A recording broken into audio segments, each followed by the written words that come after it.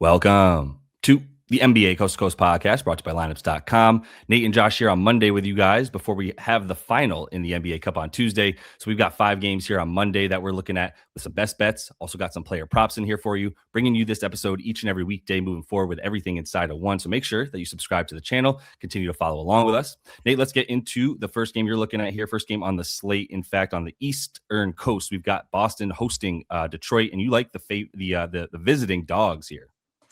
Yeah, I do. It was a couple weeks ago where the Pistons were only slight favorites, I believe, against the Celtics, and it was like, what gives? Sure enough, the books knew what was up. Boston, they won that game. It was only game 3 back for Ivy. It was only game 3 back for Tobias Harris.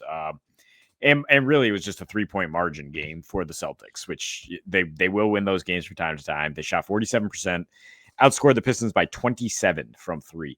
However, since then, Detroit is number 3 in 3-point defense. On the season, they're number 5 in ISO defense. Boston is dead last in assist rate. And, they still have those big boys down low, Duren and Beef Stew, who are going to give Boston trouble, right? Boston's still 29th in defensive rebound rate. And Cade was able to get whatever he wanted, basically, in that last matchup. 42 points, 16 free throw attempts. I don't think you could say the same about Jaylen Brown, who's going to see a lot of Oscar Thompson, and a little more difficult matchup for him. And the Celtics just don't have that kind of backcourt stopper this year. Of course, Derek White being asked to carry so much of a bigger load on offense has left them a little more vulnerable to guys like Cade, and they are definitely vulnerable to a big boy like Jalen Duren down low. The biggest weakness with Detroit, right, is the free throw rate. And Boston has the lowest free throw rate in the NBA. They also play at a slow pace, so you're talking about trying to beat this Detroit team in the half court, and I just don't think that's a really good recipe in the rematch. Yeah, it makes all sense. Also, the literally in the last 20 minutes, Peyton Pritchard has been downgraded to questionable. So it is now -1.5 for the Celtics, +1.5 for the Pistons still. So just moved a point. I think it's still good. I don't see any reason not to like it more without Peyton Pritchard. The only thing I'll say is I'm done figuring out if Jaylen Brown is going to score. I don't think matchup matters to Jaylen Brown anymore necessarily. Even if a team is as good as they are, limited, everything about Detroit's defense, including Oscar, should be just equate to Jaylen Brown not doing well, yet somehow he has 37 points per game in 2 games versus them this season, and is limiting his turnovers and is very efficient and is playing like a superstar because of that efficiency. He's just awesome, man. And I have nothing but kudos for him because I didn't know how he would respond to taking on the load. I thought he would have big stats that were the result of sort of inefficiencies and would result in losses and hollow looking stats, and has not been the case. So that's some superstar behavior from our guy. But this is still a really good spot for the Pistons. By the way, the second best record in the NBA, Detroit Pistons, for all those you who had that preseason. But 2 teams that are not vying for the best record in the NBA, the Mavericks and the Jazz. And you are going to see, I don't think you're going to see a couple guys. I believe we still have AD questionable and we have Gafford questionable. Both those guys help out on the defense so much that I'm not necessarily worried about where they're going to be at. D'Lo is out. That definitely doesn't help the over necessarily, but he was getting erratic minutes anyway. This is a lot more just about the fact that the Jazz are at home and Dallas has been so much more efficient because Cooper Flagg has been so much more efficient, up to about 21 points per game this month, has been definitely is in line for the rookie of the month with how the load that he's been taking on. And that's why it was always sort of a fool's errand to try to bet a rookie of the year that wasn't Cooper Flagg, when you consider that if in the event that he even gets this a little bit together, which you thought he would in terms of being able to run a whole NBA offense from start to finish, he's been taking that on now and doing it well. So the load that he's taking on just equates to a way easier time getting that rookie of the year. And like I said, the 20 points a game also followed by 7 assists per game in their last 5. That's kind of been the key. They've sort of turned things around alongside that. Pace has continued to stay up. Actually, the defense has been still good, but definitely not nearly as good without a center. Lively out for the season. Gafford has been missing time. Obviously, AD, you never know when he's going to be in. And over those last 5, any handful of games, they've been without Gafford and AD in 2 of them, and without one of them in 4 of the 5. So, this is still the Mavs team we're going to see today. A lot more Najee Marshall. He's one of the guys who comes off the bench and is now probably still going to be in that starting lineup, who runs that pace up as well. That's huge. And then, so just to be specific, a 103 pace with Najee on court in the last 5, as he's definitely definitely been coming in there and being like, look, crash the boards, run a bit of the offense, take a little bit of the pressure off Cooper Flagg, which is really nice sort of secondary playmaker. So that offensive rating has gone up from like 108, 110 in that range to first month of the season, and finally got itself up to actually in the high teens in the last 5 there. And the last thing here is just the Jazz. Like I could have started with this, but you always know it's the Jazz. This year is actually the biggest disparity. We always talk about the Jazz at home. 124 points per game that they're scoring at home versus 108 point per game on the road. That's wild. It would surprise us more if they hadn't been close to that in the last 3 seasons, but that's insane, right? And the pace is also up at 101 versus 99 when they're playing on the road for the Jazz. So it all just equates to, I think Lowry's going to have a good time, especially if there is no center down there. This is going to be a high points game. Yeah, I think it'll be high paced, especially if AD does not go. I was initially looking at Jazz money line. I saw some other shows talking about Jazz money line as a lean because of all the home road splits, and then I just delved into the numbers. I'm like, but they're the worst defense in everything. Just like in the last 7, just absolutely terrible defensively, and they're not even going to have Nurk, who at least is a big body down there to take up some spots. So I mean, Dallas should light them up. I mean, they got 3-point shooters, they got Flagg running things like you said. I would definitely lean towards Dallas. Like if you want to get money down now and be like, oh, AD's playing great. Like we now have a defensive weapon as well. But otherwise, I think Dallas will be able to score a ton. Houston at Denver, and yes, once again taking a road dog, and they some dogs, man. I mean, if you had Detroit and Houston as the two most dog team, if you will, in the NBA, the teams you want to back on the road, the teams you want to back as underdogs. I haven't exactly crunched the numbers, but they're probably up there in terms of road covers as underdogs, both of these teams. Houston, I did look up, is 61% on the road since last season, 16-9 on 2 days rest or more. And there's some big rest discrepancies in terms of how much they give up. 127 on back-to-backs this year, which they've only had a couple. They allow 109 when they get 2+ days rest, and they score more on that rest. It makes sense, right? Because they're an energy team. They're going to fly around. They're going to crash the boards, get some points off that. We have Steven Adams healthy. We have Tari Eason potentially coming back. Just a lot of big bodies to throw at a Denver team that is thin. That is Jokic, Murray, 2-man game. We've seen Murray struggle when he gets those athletic multiple waves of guards like we did in that Wolves series last year. And so without Aaron Gordon and Christian Brown as the outlets here, I don't know if the Nuggets can keep pace with this Rockets team. I don't think their defense is nearly on par. You look at the last 10 since losing Gordon, they're 28th in defensive rating. Houston is 2nd. And they've lost 4 straight at home with an even worse defensive rating at home. They've been able to get into some shootouts with some of those teams. But Houston, I mean, they're just so solid defensively, especially with the extra rest. Like I said, I would lean towards the under here, but I think let's just bank on the Rockets just being tough as nails.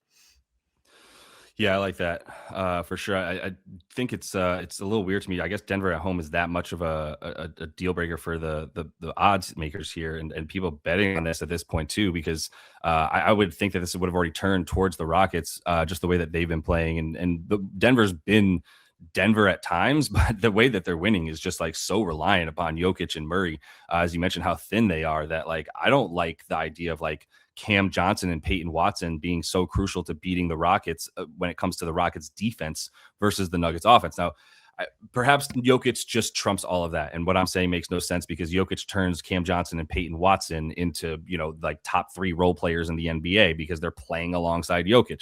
There's some validity to that. And so I guess this makes sense, but I would still put my money on the Rockets if I was betting on this side, which I'm not necessarily, but I do like a total in this game with the Raptors and the Heat here. And I mean, I don't think we need to talk anymore. Hopefully people are aware that the Heat are not only the number 1 pace team in the league, it's like with a bullet, right? Like the Bulls are 2nd at 103. This team's still playing above a 105 pace. And that's, including now 5 games with Tyler Hero back. Like he's not upsetting that pace in case anyone thought he was. Bam missed some time as well, came back, still the same pace team. And then for the Raptors as well, especially in the last 5 here, there's been some games where they've picked it up a big time. And even though they didn't pick it up against the Knicks, they did in the first half. And that was a cup game that then just got really tight, right? And the Knicks were like, maybe we should guard Brandon Ingram with 2 people. And then that helped a ton. And the pace just sort of just stalled at that point, ended about 94. But like I said, in the fourth quarter, that thing was basically just like a cats walking down the court because they just didn't really really have any reason to keep going, especially on the New York side. But when you put them up against faster paced teams such as the Hornets, and even when they played teams like the Lakers and the Celtics slow as anybody, and the Lakers sort of middle of the pack, but two really good offensive teams as well. It's like if they're playing someone fast or they're playing someone good on offense, then they're just matching that. That's really been the case. If you look at the Portland game, that ended at 239 total. Portland top 5 in pace, and then I mentioned the Lakers and the Celtics, but then we also have the Hornets in there who actually started playing a little bit slower because they're so bad, because the Raptors were so bad in that game, missing a couple guys as well. Like the Hornets still did their thing on offense, and the Raptors just couldn't come along and shot like 29% from three and like 38% from the field in the second half, and that's the reason why that one went under. But all the rest of these are hitting at least the high 230s for them when they play, like I said, these teams that are fast or these teams that are playing really well on offense. And for the Heat, not only have they maintained that pace, but the defense has kind of just like waned a little bit. They become a nicer team to play against at the start of the season, despite the fact that they were playing at such a high pace. It wasn't necessarily fun for teams to play against them because they were still playing some really good defense. That has not necessarily been the case here in the last 7 games as well. They're down to 21st in defensive rating as opposed to 12th where they were living in over the first month of the season. So I just think this one continues to lead to points. RJ Barrett probably not going to be back in this one, but like Shed and everybody's still going to be out there. Love Jamal Shed, and Quickly will be back as well. Yeah, I do just worry about the Raptors offense, but they have some extra time off now for Coach Darko to cook some stuff up. Going to be an interesting chess match between them and the Heat. I don't worry about the Heat's offense. So I mean, maybe it is just a team total look here if you want the over, and you'd be like, look, I don't need to worry about the Raptors scoring 100, 110. Because they've had some real bad flops, and I know the Knicks defense made them look bad the last time we saw them. So maybe this is a buy low spot because like it's just a case where they started hot, like you said, and then the OG Anunoby and company just put the clamps down. Moving to player props, we like the Mavs to score. We like Cooper Flagg at 28.5 PRA. Josh mentioned he's averaging 21 so far in December. So, I mean, we don't need much in terms of the peripherals. And I kind of filtered it out against, look at when he's not playing the best defenses in the NBA in his last 5 games against not OKC or Houston. He's averaging 33 PRA. He has a 132 offensive rating in his last 3, just removing the Thunder game. And that includes facing Houston, where he had a very good efficiency number. I mean, his efficiency has gone way up with AD. It's gone way up with Ryan Nembhard and Brandon Williams running the show a little bit more in terms of not making Flagg bring the ball up and whatnot. And yeah, this could not be further from facing one of the best defenses in the league. As we mentioned, Jazz in their last 7, they're worst giving up points, free throws, defensive rating, worst 3-point defense in the NBA, 6th most assists per game. Coop had 11 dimes against the Lakers defense that's really struggling on 3-point defense. So I definitely could see the assists being a good, ladder opportunity. If you're going to isolate one, it's like minus 150 for him to get 4 dimes here. But I like the assists, like the rebounds in a pace-up game against a Jazz team that's down Nurkic, that just depended on a big Kevin Love game on Friday to got us the cover. But I would not, rely on Kevin Love going forward, and I think that's a big matchup advantage if Cooper Flagg can be going up against the ghost of Kevin Love. Yeah, what a game that was. Just the return of Kevin Love, whatever he summoned in that game. That was wild. They combined for like over 50 or whatever. But yeah, Cooper's still up at the should be closer to over 30, probably 32.5 PRA in this matchup as well. This is definitely tailor-made for him to just sort of keep things going, transition, etc. So love his ability to turn like rebounds into points and assists and all the rest by just getting it going. But looking at Jalen Duren, we kind of talked about how he and Beef Stew are likely to bully on the Celtics.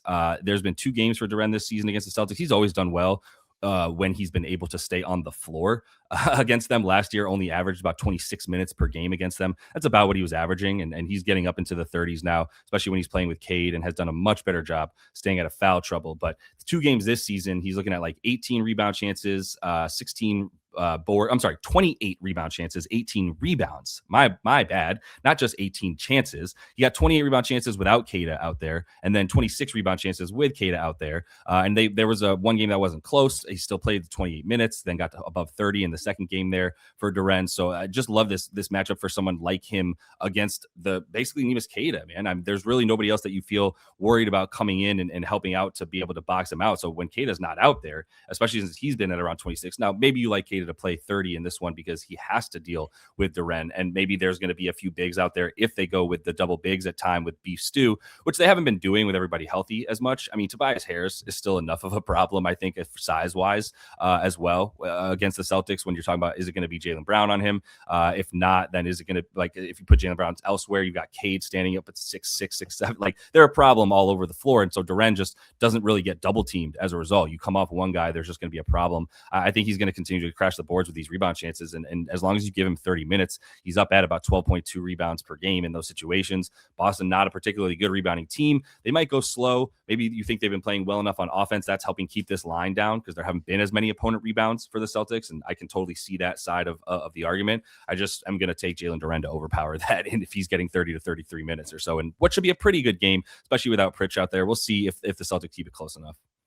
Yeah, I think big game for the Pistons. That means you can lock in his minutes as far as them just like establishing who they are in the East. You know, the night before the Knicks play in the Cup, and everybody saying the Knicks are the best team in the East, and Pistons, you know, if they want to be considered that, gonna have to clap back here against the Celtics. So yeah, I like Duren. I mean, a double along with the Pistons money line maybe makes sense if you agree with both those picks. Memphis is out in LAC, and they're not going to have Zach Edey. And last time that happened, we were, or last game out for Memphis, we were saying, why not Cedric Howard rebounds? And we did not actually make it an official play.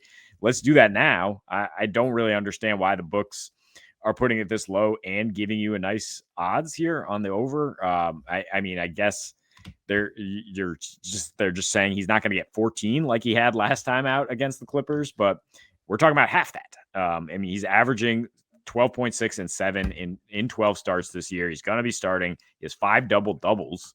He just went for 17 and 12 on Friday in just 29 minutes in a game where Memphis lost the rebounding battle by 14. And so that's a big part of the cap is like without Edey, they're a terrible rebounding team. They have Santi Aldama, who is just not big enough to deal with most fives. They have Jaren Jackson Jr., one of the worst rebounding power forwards you will ever see, and Ja, who's just loafing out there, the career low 6.6 rebounding rate. So who's going to come in there and swoop in and grab the boards? I mean, Cedric Howard with his 7'2" wingspan, that is a big part of what he can bring to the table here. Clippers offense, no great shakes. I mean, they shoot 47% in their last 8 games, so there's going to be rebounding opportunities, and I just trust Coward to come in there and grab them. You know, when we have Zubac there at 12.5 rebounds, you know you're going to need somebody to come help out poor Santi Aldama, who can't deal with Zoo. Yeah, no, I'm with it. And I still just don't trust the Clippers offense in general. So I can totally see all that. But let me go to an under here for Cam Johnson. It's heavily matchup based. And I just, he hasn't really been getting over that steadily against worse teams. I just don't think there's enough bump downwards for Cam J's PRA. When you look at like some closing lines that he's had recently against much worse teams, like it's basically been 20.5. If he's playing against like a really bad team or there's like a Jokic or a Murray potentially missing, it's been up at like 21.5, but this is at 19.5. And I just think with the Rockets playing the way that they are on defense and the matchup that he's going to face, that this should just be lower. He's probably going to see, I mean, maybe some Jabari Smith at this point. It kind of depends. I guess Okogie's starting this time, but the thing is interesting is like they played this game recently and it was with Aaron Gordon to start, but that was the game he got hurt and left after 3 minutes. And then it was just like obviously a lot of Cam Johnson and Peyton Watson getting a little bit of bump in minutes there as the forwards with like Spencer Jones or Tim Hardaway Jr. coming in. But more importantly, like when the matchup turns into like Cam Johnson, one-on-one matchup, potentially either being Jabari Smith, Kevin Durant, or now Tari Eason might be back in this one coming off the bench. Like there's just not much good for him. There's nowhere where he has like sort of a plus advantage. So he just sort of slinks into the back. And that's what we saw in the last game against the Rockets here, where he did end up with 15 PRA in 32 minutes, but he took six shots. He took 6 shots in that game. And that's what I'm looking at consistently is like, he's not shooting if he's not wide open. To be fair to him, there's always a better option on the floor because Nikola Jokic is always playing out there. But that doesn't mean that he shouldn't be taking those open shots. He just is not being counted in the offense like that. We've talked about it. And so if he's up at 19, 20.5 for me against a good defense, a top 5 defense like the Rockets, a top 10 defense would be good enough for me to go, yeah, I'm taking under on Cam Johnson. There's other guys that are going to come on, especially with Tim Hardaway Jr. probably getting a little bit of extra run as well if they want to find some offense against this Rockets squad. just not going to leave a lot for Cam Johnson. He's going to have to try to find assists. He's at 1.5 assists on DraftKings. I can't even take the under. They won't even offer it to me for that, because that's how often he's not assisting. So yeah, I'm just going to go under on the whole thing here for him. Yeah, Houston doing a really good job just limiting 3-point attempts flat out. So that's exactly what you're saying. He's like, if he doesn't see it, he's not going to pull it. I could see them giving up more deep above the break threes from Tim Hardaway, but that's not his game, right? I mean, he's going to go for the wing or the corner three. So I don't think those will really be available. Yeah, 100%. But that is all the time we have for you guys in this one. Make sure to subscribe to that channel. We'll be back for you with all the action this week as well. So until we see you next, happy betting.